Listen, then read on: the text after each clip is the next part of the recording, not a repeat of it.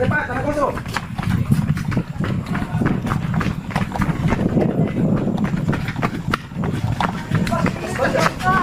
Lepas bagian.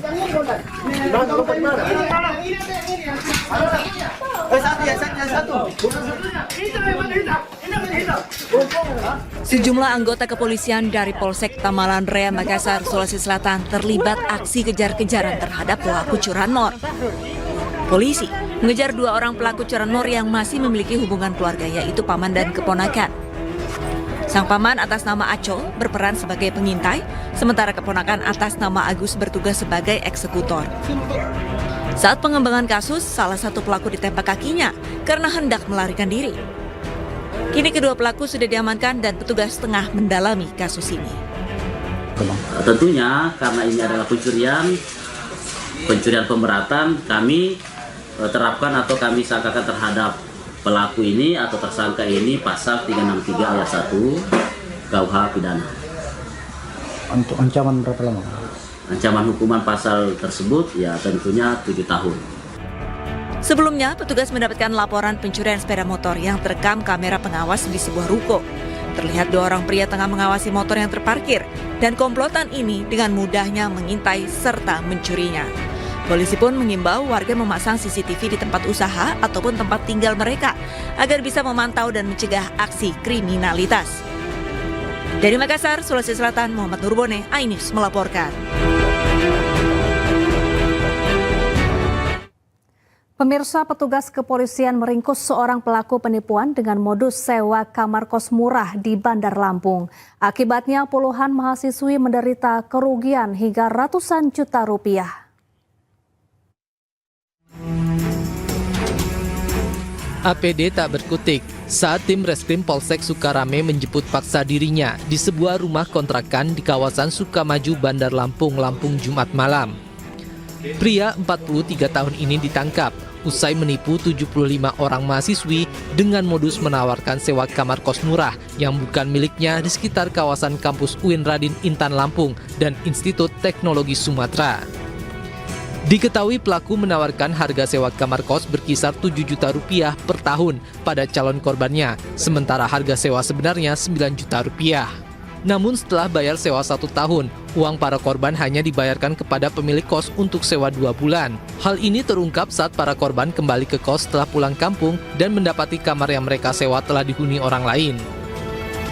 Kita tergiurnya karena murahnya. Iya, murah, terus free galon, free laundry itu Pak, makanya kita tergiur sama itunya. Jadi total korbannya 75 orang.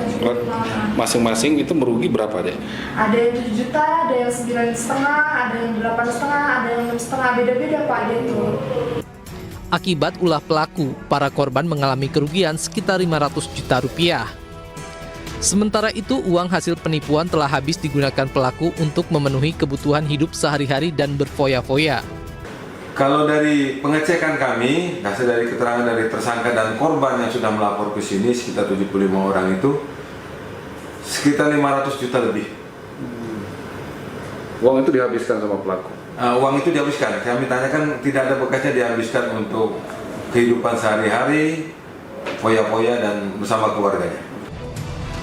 Selain menangkap tersangka, polisi juga menyita sejumlah barang bukti berupa handphone, bukti transfer, serta kwitansi serah terima.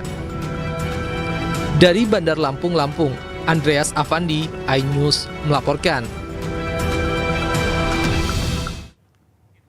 Seorang wisatawan asal India ditemukan tewas di perairan Samuh, Nusa Dua, Badung, Bali. Korban diduga dihantam dan terseret ombak saat bersuah foto di tebing pantai Bilabong.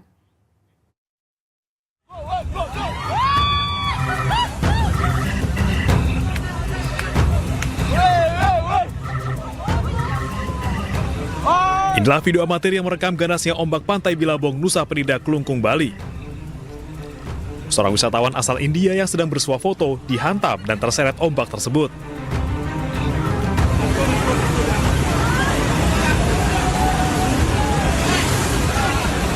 Sempat dilaporkan hilang, korban baru ditemukan pada saat pencarian hari kedua oleh tim SAR gabungan. Jenazah korban atas nama Niles Muki, 59 tahun, mengapung di perairan Samuh, Nusa Dua, Badung, Bali. Jasad korban kemudian disemayamkan di kamar jenazah RSUP Prof. Ngurah Denpasar. Korban ditemukan mengapung di perairan Samuh, Nusa Dua.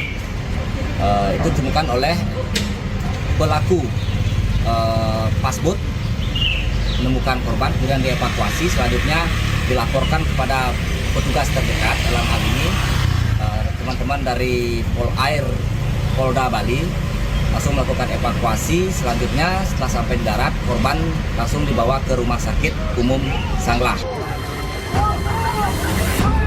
Peristiwa naas ini terjadi pada Rabu pagi. Korban diduga berdiri terlalu dekat dengan tepi tebing saat ombak besar datang. Korban pun terseret ombak sementara istrinya selamat. Dari Badung dan Kelungkung, Bali, Indira Ari, iNews melaporkan. Kita beralih ke informasi lain, pemirsa. Belusukan ke kawasan permukiman padat penduduk Kemayoran, Jakarta, calon gubernur nomor urut 1 Ridwan Kamil menampung keluh kesah masyarakat. Melihat semangat warga Jakarta yang gemar berdagang, Ridwan Kamil berjanji akan menyediakan program kredit mesra tanpa bunga dan agunan agar warga tidak terjerat pinjaman online.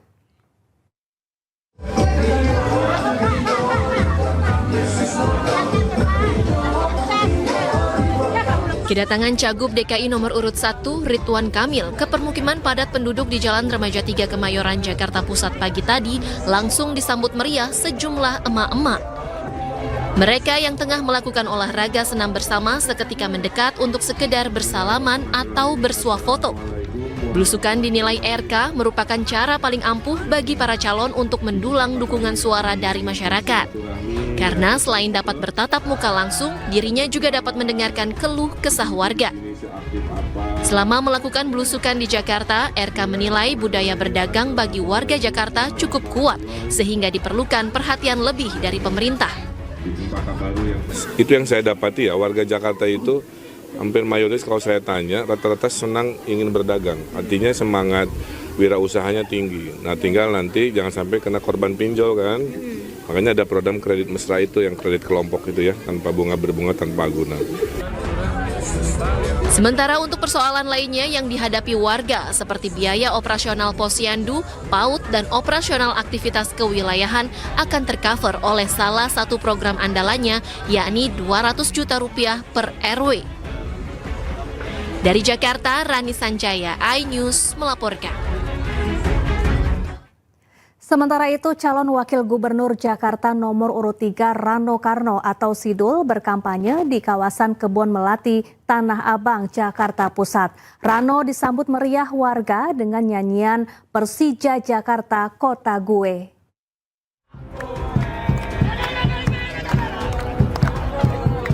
Calon wakil gubernur Jakarta nomor urut 3 Rano Karno atau Sidul berkampanye di kawasan Kebon Melati, Tanah Abang, Jakarta Pusat. Kedatangan Rano Karno disambut meriah anak-anak muda Tanah Abang dengan menyanyikan lagu Persija Jakarta Kota Gue.